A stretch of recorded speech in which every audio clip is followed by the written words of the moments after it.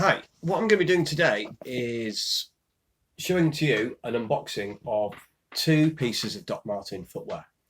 The 1460 vintage black Quillen made in England boot and the 1461 vintage Oxblood shoe.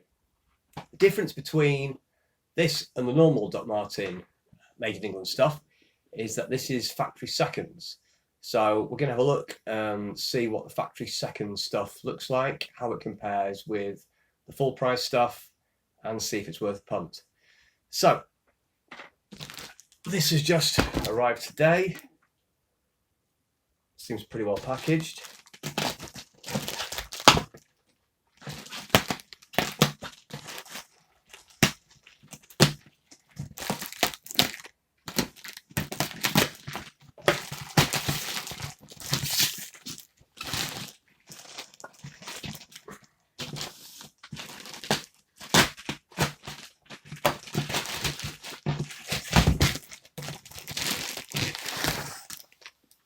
So the first thing you notice, it comes in a plain box. Now the made in England stuff normally comes in a very nice fancy Dr Martens Oxblood coloured box. This is very simple packaging. So this is the 1461 shoe. So let's have a look and see what's inside. Okay. So the shoes presented simply in the box. Let's have a look at the actual shoes themselves. So the sole looks exactly as it should. Looking at the stitching, it looks exactly as it should. Inside looks exactly just as you'd hope for. So this seems a pretty good example of a factory second. Shows you that their quality is very much taken seriously. Let's look at the other shoe. Again, the sole is finished exactly as you'd hope it to be. The stitching seems even. So again, no problems. The only thing I can think of that has made this a factory seconds is there's a very, very tiny scuff there. It looks like there might be a bit of glue. That could be one of the things. The other thing, the areas around the toe cap, slightly uneven. See if you can see that there. That might have been another reason why these were considered seconds. The thing about that is, obviously, as soon as you start wearing them, they break in and you'll have your own sort of pattern in the shoe anyway. So I'm really pleased with these. These weren't expensive at all. Considerably less than the Taiwanese Dr Martens boots. So complete bargain, great colour. So I'm happy with that. Let's have a look at the boots. So the boots are black.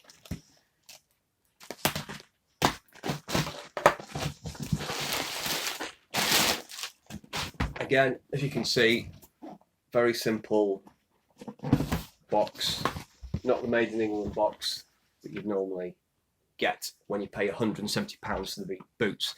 But these boots were £40, so there's a massive price difference. So again, let's look at the product itself.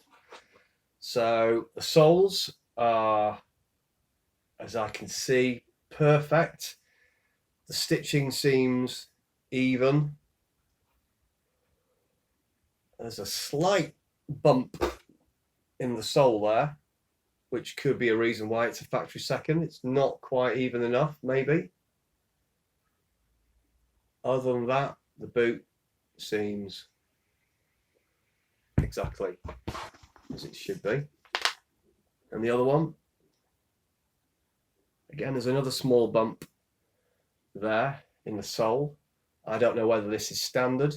It's not finished properly, but again, I can't see any obvious reason why this would be a factory second. The toe caps are perfect on this one. So,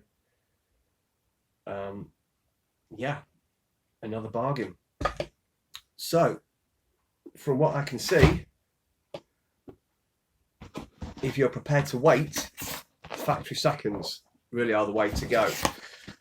One thing about factory seconds, apparently, according to Dr Martin, they have no idea when they come in, and you could be waiting months. They only have a few times each year when the factory seconds get sent over to the dock shop.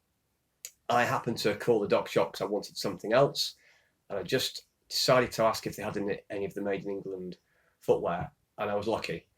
But don't just expect you're going to be able to ring up and order some Made in England footwear, because you won't. It's very, very rare. It's only a few times a year, so I kind of struck gold.